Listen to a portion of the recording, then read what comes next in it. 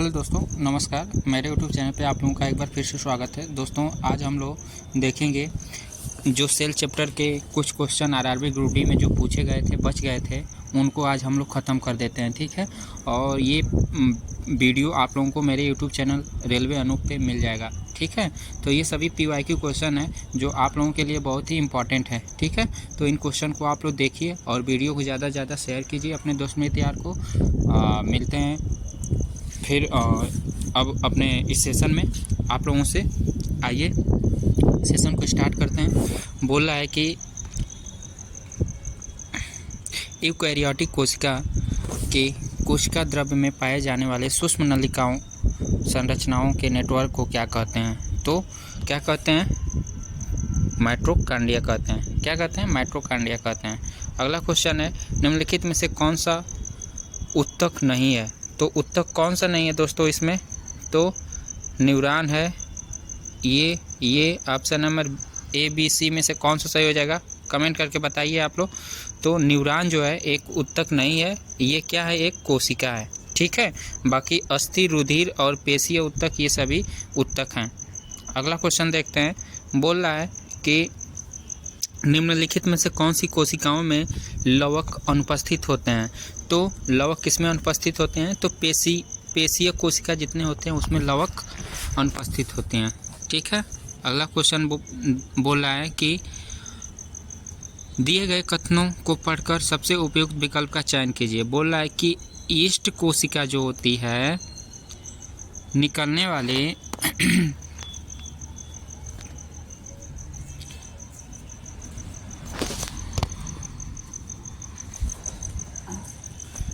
East कोशिका जो होती है से निकलने वाले छोटा बल्ब वाल्व जैसे प्रेक्षण मुकुलन कहलाता है। सही बात है, ईस्ट से ही मुकुलन का निर्माण होता है।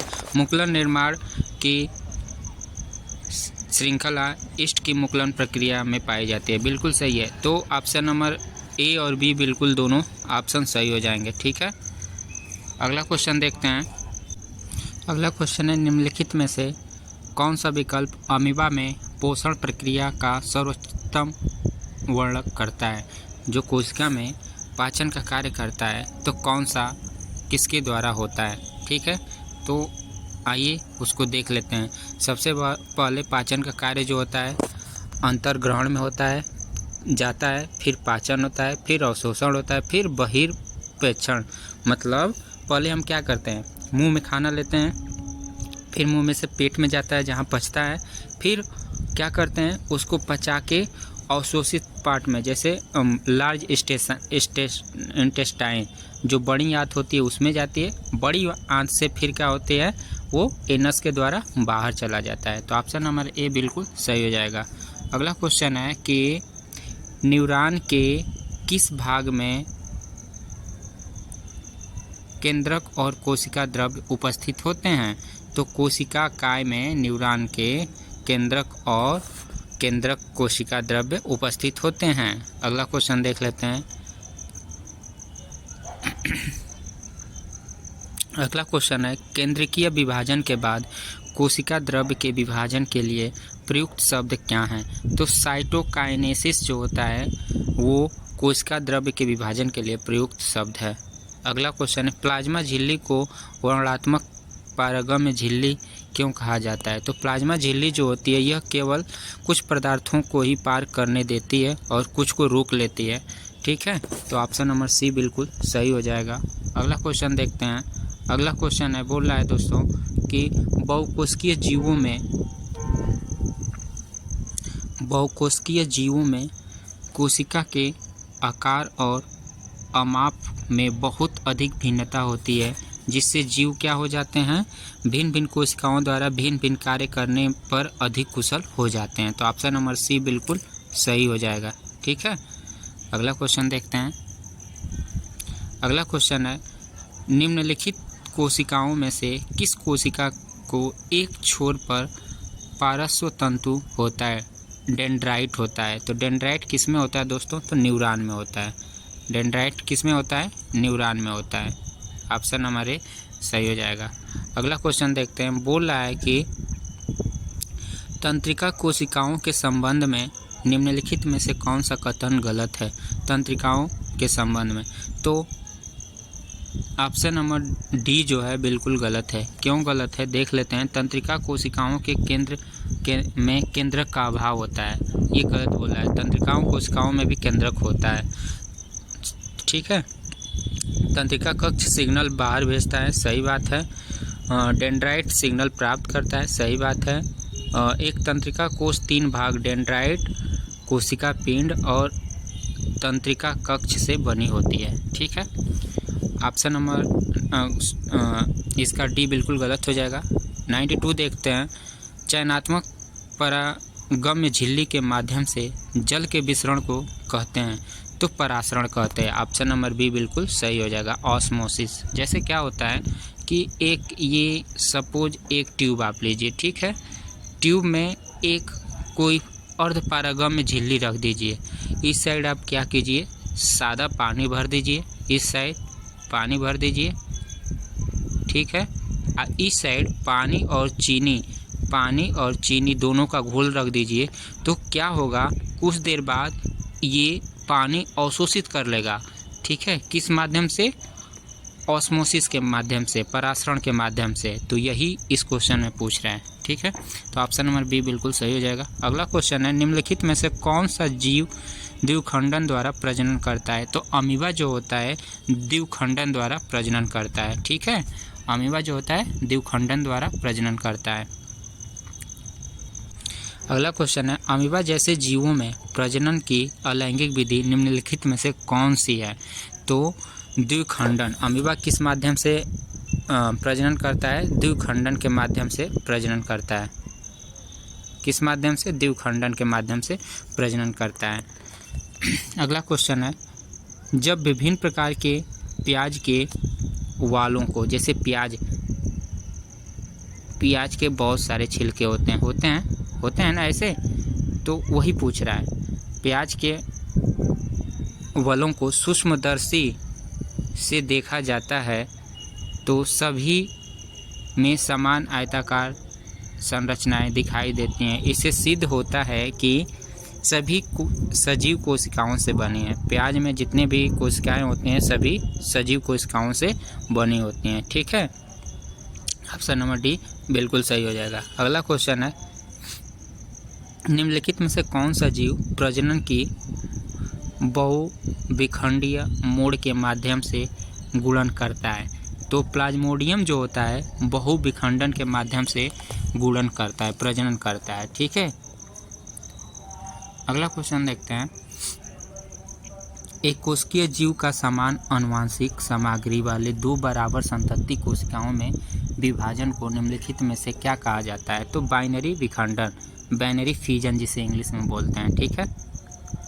अगला क्वेश्चन है, 2 न्यूरॉन के बीच के अंतराल को क्या कहते हैं? तो 2 न्यूरॉन के बीच जो होता है सिनेप्सर, कोई अंतर 2 न्यूरॉनों के बीच में अंतर कौन डालता है? सिनेप्स, ठीक है। अगला क्वेश्चन है 99, निम्नलिखित में से किस प्रक्रिया के परिणाम स्वरूप 2 समान संतति कोशिकाओं का निर्माण होता है? तो समसूत्री विभाजन के द्वारा 2 समान कोशिकाओं का निर्माण होता है। संतति विभाजन, समसूत्री विभाजन जिसे बोलते हैं। अगला क्वेश्चन है, हाइड्रा जैसे जीवों द्वारा किस प्रकार की कोशिकाओं का उपयोग मुकुलन प्रक्रिया में प्रजनन के लिए होता है?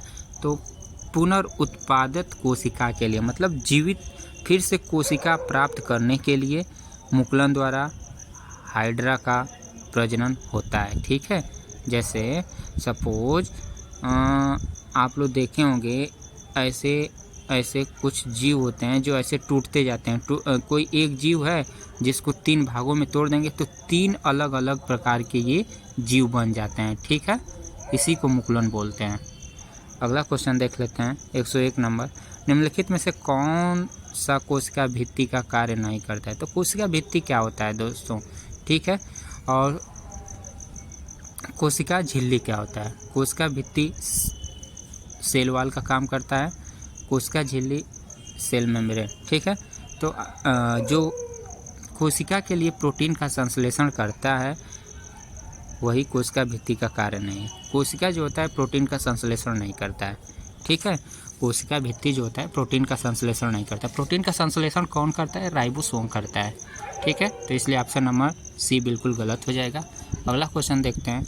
बोल रहा है कि निम्नलिखित में से कौन सा कोशिका अंगक पाचक एंजाइम से भरा होता है जो खराब हुए कोशिका अंगों को ठीक करने के लिए किसी भी बाहरी पदार्थ को पाचन करके कोशिका को स्वच्छ बनाए रखता है? तो लयन का है लाइसोसोम। लाइसोसोम क्या करता है? किसी भी अंगक पाचक एंजाइम से भरा होता है और खराब हुए कोशिका अंगों को ठीक करने पर एवं किसी भी बाहरी पदार्थ को पाचन करने की कोशिका को स्वच्छ बनाए रखता है। कौन? लाइसोसोम, ठीक है। बाकी ये वर्ण लवक और हरित लवक, ठीक है, ये लवक होते हैं जो प्लास्टेड के नाम से जानते हैं। 3 प्रकार के होते हैं, ठीक है। अगला क्वेश्चन है। अगला क्वेश्चन बोल रहा है कि एक कोशिकीय जीवों में प्रजनन की विधि क्या है? तो एक कोशिकीय जीवों में दोस्तों प्रजनन की विधि क्या होती है? आप लोग कमेंट करके बताइए। तो विखंडन के द्वारा होता है। एक कोशिकीय जीवों में जो प्रजनन की विधि होती है विखंडन के द्वारा होती है। आइए अगला क्वेश्चन देखते हैं। अगला क्वेश्चन है, एक कोशिकीय जीव अमीबा की आकृति होती है। तो अमीबा की जो आकृति होती है वो परिवर्तनीय होती है, परिवर्तित होती रहती है, ठीक है। माइटोकॉन्ड्रिया के समान प्लास्टिड में भी स्वयं के भी क्या होते हैं? तो डीएनए होते हैं माइटोकॉन्ड्रिया में और राइबोसोम होते हैं खुद के, ठीक है। अगला क्वेश्चन बोल रहा है, निम्नलिखित में से कौन सा कथन कोशिका की आकृति और उसकी भूमिका के बीच संबंध का सर्वोत्तम स्वरूप से वर्णन करता है? तो ऑप्शन नंबर बी बिल्कुल सही हो जाएगा। कोशिका की आकृति और उसके विशिष्ट कार्य में सहायता करती है, ठीक है। कोशिकीय अंगक एक जेली में निलंबित होते हैं, उसे क्या कहते हैं? तो साइटोप्लाज्मा के नाम से जाना जाता है, ठीक है। अगला क्वेश्चन है, न्यूरॉन में डेंड्राइट का प्राथमिक कार्य क्या होता है? तो न्यूरॉन में जो डेंड्राइट होते हैं वो कोशिका काय तक संकेतों को प्रेषित करते हैं। डेंड्राइट क्या करते हैं? कोशिका में जो भी संकेत पहुंचाना रहता है कोशिका के द्वारा, न्यूरॉन के द्वारा डेंड्राइट में पहुंचाए जाते हैं, ठीक है। ऑप्शन नंबर ए बिल्कुल सही हो जाएगा। अगला 109 नंबर पूछ रहा है क्वेश्चन, निम्नलिखित में से कौन सा हरित लवक माइटोकॉन्ड्रिया के बीच सामान्य रूप से निरूपित करता है? तो हरित लवक और माइटोकॉन्ड्रिया में दोनों में अपना स्वयं का डीएनए होता है जो 70S राइबोसोम में पाया जाता है। राइबोसोम 2 प्रकार के होते हैं, एक 70S और एक 80S, ठीक है। 17 और 80S प्रकार के राइबोसोम होते हैं। द्विखंडन के दौरान कितनी संतति कोशिकाएं बनती हैं? तो 2। द्विखंडन के दौरान 2 संतति कोशिकाओं का निर्माण होता है। अगला क्वेश्चन है, निम्नलिखित में से कौन सा विकल्प पादप और जंतु कोशिकाओं को में कोशिका भित्ति एवं कोशिका झिल्ली की सही तुलना करता है? तो ऑप्शन नंबर बी बिल्कुल सही हो जाएगा। जो पादप कोशिकाओं में कोशिका भित्ति और कोशिका झिल्ली दोनों दृढ़ होती हैं, जबकि जंतु कोशिकाओं में केवल नम्य कोशिका झिल्ली होती है, ठीक है। अगला क्वेश्चन है, चिकनी अंतर प्रद्रव्यी जलिका के निर्माण में सहायक होता है? तो लिपिड और वसा का निर्माण जो होता है HCR में सहायक होता है, ठीक है।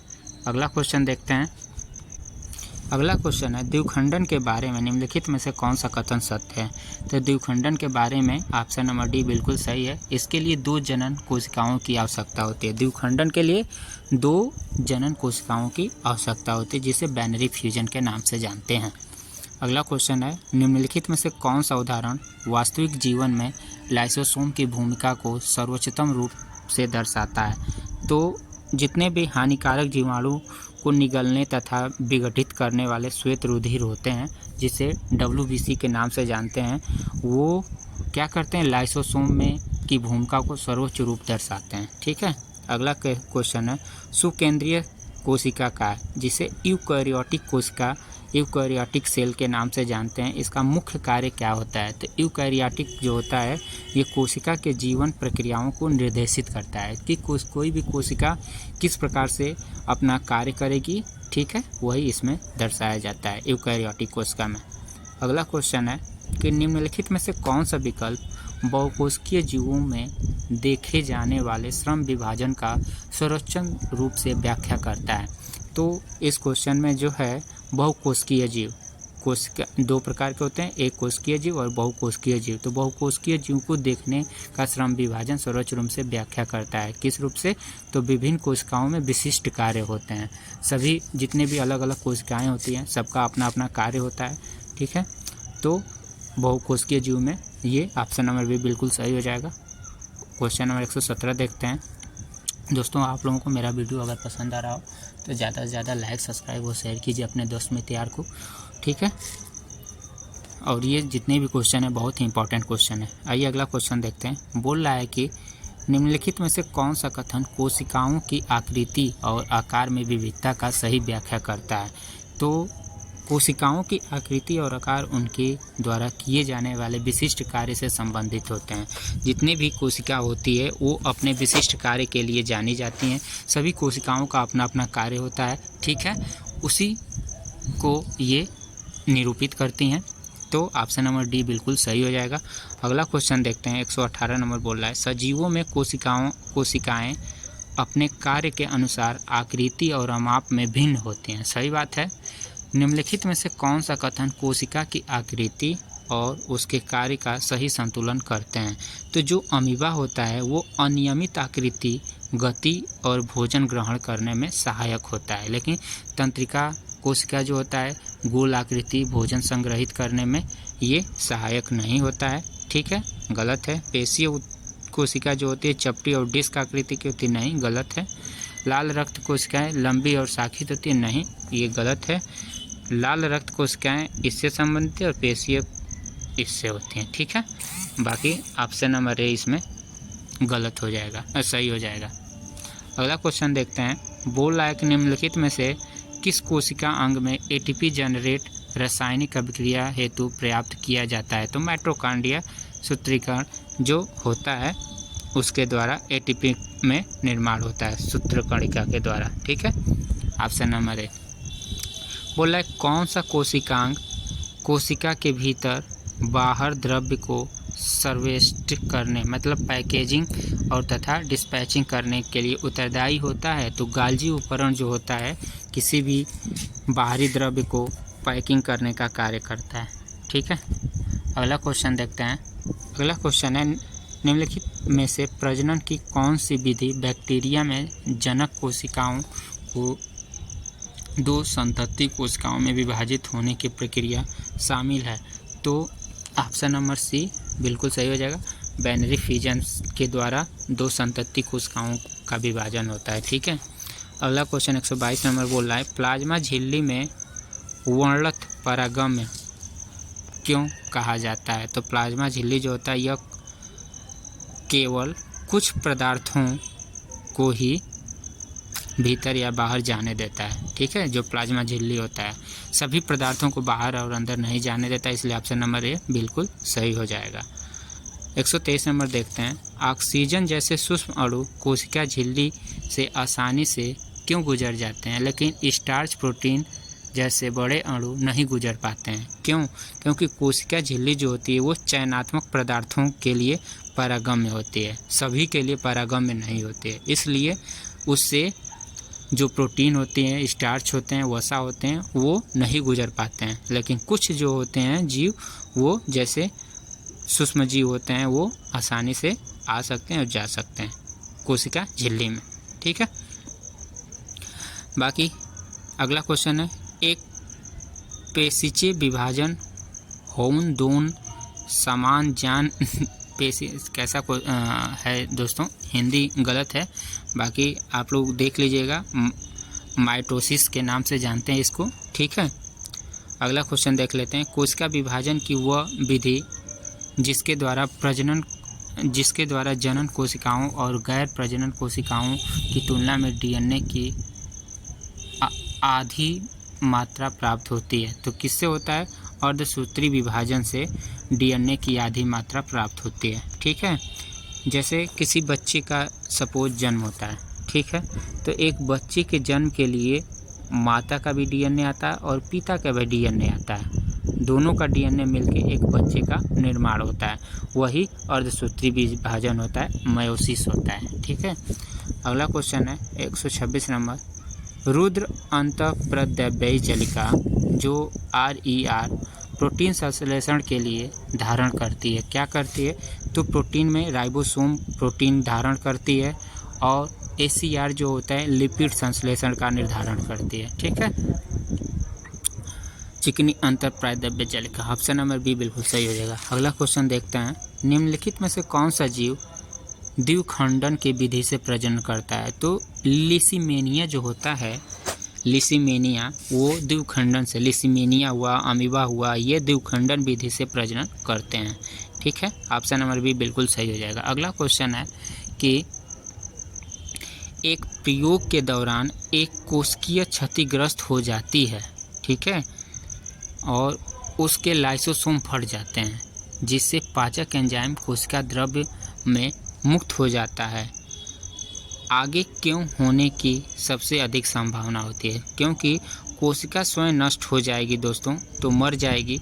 तो अगर कि सपोज आप किसी का कोई काम कर रहे हैं, ठीक है, आप काम करते करते छोड़ दिए, ठीक है, तो वो काम होगा आगे? नहीं होगा। तो उस काम का कोई भी आके मालिक बन जाएगा, तो वो मालिक अपने हिसाब से काम करने लगा। तो वही है, कोशिका स्वयं नष्ट हो जाएगी, मर जाएगी, तो वो क्या हो जाएगा? वो ऑटोमेटिक हो जाएगा, कोई भी उसका मालिक हो जाएगा। ठीक है, तो इसलिए ऑप्शन नंबर डी बिल्कुल सही है। अगला क्वेश्चन है, प्लाज्मा झिल्ली से बनी होती है। प्लाज्मा झिल्ली किससे बनी होती है दोस्तों? तो लिपिड और प्रोटीन से बनी होती है। प्लाज्मा झिल्ली किससे बनी होती है? लिपिड और प्रोटीन से बनी होती है। अगला क्वेश्चन है 130 नंबर, निम्नलिखित में से कौन सा कथन पादप कोशिकाओं में लवक का सही वर्णन करता है? तो लवक क्या होते हैं? केवल पादप कोशिकाओं में मौजूद होते हैं और जंतु कोशिकाओं में अनुपस्थित होते हैं। ये ऑप्शन नंबर सी बिल्कुल सही हो जाएगा। बहुकोशिकीय जीवों में कोशिका विभाजन का मुख्य उद्देश्य से क्या होता है?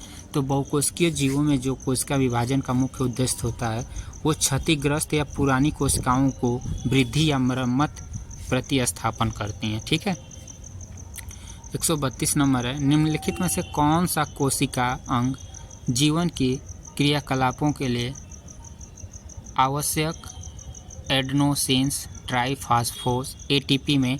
तो mitochondria, option number C. ATP का निर्माण माइटोकॉन्ड्रिया से ही होता है। ठीक है, अगला 133 नंबर बोल रहा है, कोशिकाओं के संबंध में निम्नलिखित में से कौन सा कथन असत्य है? तो सभी कोशिकाएं समान आकार की आकृति की होती हैं।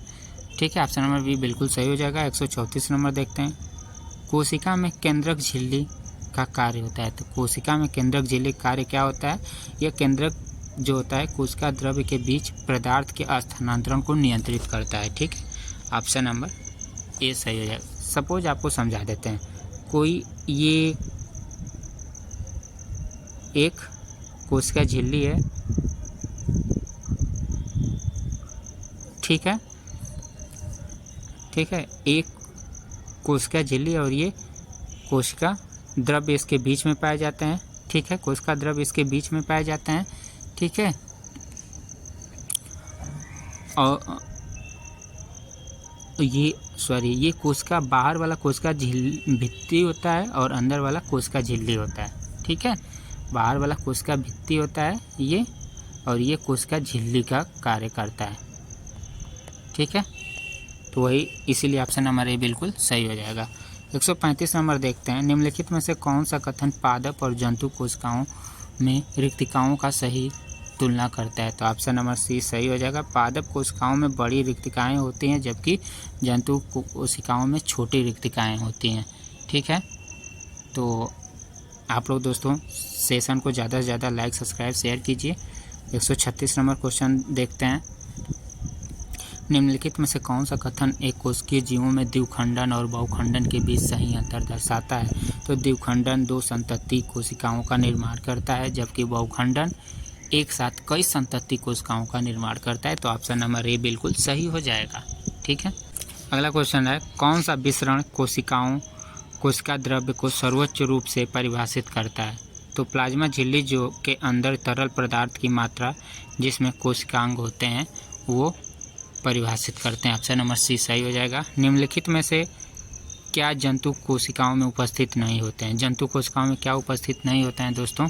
तो क्लोरोप्लास्ट उपस्थित नहीं होते हैं, बाकी प्लाज्मा झिल्ली, न्यूक्लियस और साइटोप्लाज्म उपस्थित होते हैं। 139 नंबर क्वेश्चन बोल रहा है कि प्लाज्मा झिल्ली के भीतर तरल पदार्थ सामग्री को क्या कहा जाता है? ठीक है, जिसमें कई विशिष्ट कोशिकाएं भी होती हैं तो साइटोप्लाज्मा बोलते हैं, कोशिका द्रव्य के नाम से जाना जाता है। 140 नंबर है, जीव द्रव्य पटल व रिक्तिका वनस्पति पेशी मध्य खली पैकी को क्या होता है? पेशीय भित्ति जिसको नाम से जानते हैं। ठीक है, हिंदी में थोड़ा इधर उधर किया है दोस्तों। अगला क्वेश्चन है, न्यूक्लियन परमाणु में पाए जाने वाले अपरमाणविक कण होते हैं, ये किस में शामिल होते हैं? तो प्रोटॉन और न्यूट्रॉन में शामिल होते हैं। 142 नंबर है, जीवों में कई कोशिकाओं के निर्माण को क्या कहते हैं? तो कोशिका विभाजन कहते हैं। जैसे आप लोग देख सकते हैं कि जो मुकुलन होता है, एक जीव से कई जीव बन जाते हैं, यही जो होता है कोशिका विभाजन का कार्य होता है। ठीक है, किसी कोशिकांग को कोशिका की आत्महत्या थैली कहा जाता है, तो लाइसोसोम को कोशिका की आत्महत्या थैली कहा जाता है। लाइसोसोम पाया कहाँ जाता है दोस्तों? तो ये जंतुओं में पाया जाता है। लाइसोसोम किस में पाया जाता है? जंतु कोशिका में पाया जाता है। ठीक है, नाभिक के निकट संघट अभिरंजित जालीदार संरचनाओं को सर्वप्रथम किसने देखा था, जिन्हें अब गोल्जी काय के रूप में जाना जाता है? तो कैमलियो गोल्जी ने देखा था। ऑप्शन नंबर बी बिल्कुल सही हो जाएगा। अगला क्वेश्चन है, कौन सा कोशिका अंग एटीपी के रूप में ऊर्जा मुक्त करने के लिए उत्तरदायी होता है? तो माइटोकॉन्ड्रिया होता है। ठीक है, फिर 146 है, जीव द्रव्य झिल्ली के भीतर जो तरल सामग्री होते हैं उन्हें क्या कहा जाता है? तो कोशिका द्रव्य के नाम से जाना जाता है। अगला क्वेश्चन है, निम्नलिखित में से कौन सा कोशिका के संरचनात्मक संगठन का भाग नहीं है? तो जो हृदय होता है ये कोशिका का भाग नहीं है। ठीक है, बाकी कोशिका द्रव्य, माइटोकॉन्ड्रिया, कोशिका भित्ति कोशिका का भाग है। आज के सेशन का लास्ट क्वेश्चन है और ग्रुप डी में टोटल 148 क्वेश्चन पूछे गए थे कोशिका से, उनका ये लास्ट क्वेश्चन है। फिर अगला हम लोग स्टार्ट करेंगे, ठीक है, ह्यूमन एंड डिजीज से, जो देखेंगे कितने अच्छे अच्छे क्वेश्चन हैं। आइए इन क्वेश्चन ख़त्म करते हैं और मेरे चैनल को ज़्यादा से ज़्यादा लाइक, सब्सक्राइब, शेयर कीजिए दोस्तों अपने दोस्त मित्र यार में। ठीक है, कौन सी प्राथमिक विशेषता माइटोकॉन्ड्रिया को कोशिका का पावर हाउस कहता है? तो ये जहाँ पे एटीपी का निर्माण होता है उसी को पावर हाउस ऑफ सेल कहा जाता है, जिसे माइटोकॉन्ड्रिया के नाम से जाना जाता है। ठीक है, तो आज का सेशन आप लोगों को कैसा लगा कमेंट करके बताइएगा। ठीक है, बाकी हम लोग मिलेंगे ऐसे ही अगले वीडियो में, तब तक के लिए धन्यवाद। और आगे का जो हम लोगों का होने वाला है डिजीज़ एंड हेल्थ से क्वेश्चन हम लोग देखेंगे, जैसे HIV संक्रमण में बीडो पीरियड उच्च चरण के संदर्भ में कार्य करता है, तो HIV एंटीबॉडी परीक्षणों का पता नहीं चल पाता है। ठीक है, तो ऐसे क्वेश्चन देखेंगे हम लोग अगले सेशन में। देख सकते हैं कितने ये सभी RRB ग्रुप डी 2025 के क्वेश्चन पूछे हुए हैं दोस्तों। ये जो सेशन हम करा रहे हैं 2026 में जो एग्ज़ाम होने वाले हैं ग्रुप डी के, उनके लिए बहुत ही हेल्पफुल होने वाला है। तो आप लोग सेशन को ज़्यादा से ज़्यादा शेयर कीजिए और अपने दोस्त में तैयार में बताइए, और चैनल को लाइक सब्सक्राइब कीजिए और वीडियो को स्किप मत कीजिएगा दोस्तों। आप लोग वीडियो को पूरा देखिए और एक एक क्वेश्चन आप लोगों के लिए बहुत ही इंपॉर्टेंट है। ठीक है, ये रिवीजन पर्पज़ पे हम सब सारे क्वेश्चन को करा रहे हैं। आगे से हम लोग डिजीज एंड हेल्थ के 25 क्वेश्चन देख लेंगे, फिर ऐसे ही बहुत क्वेश्चन है जो हम लोग ख़त्म करेंगे। ठीक है, हम लोग RRB ग्रुप डी का एग्ज़ाम होने से पहले ये पूरा बायोलॉजी, फिजिक्स, केमिस्ट्री के क्वेश्चन को देख लेंगे। तो मिलते हैं अगले वीडियो में, तब तक के लिए धन्यवाद। जय हिंद दोस्तों।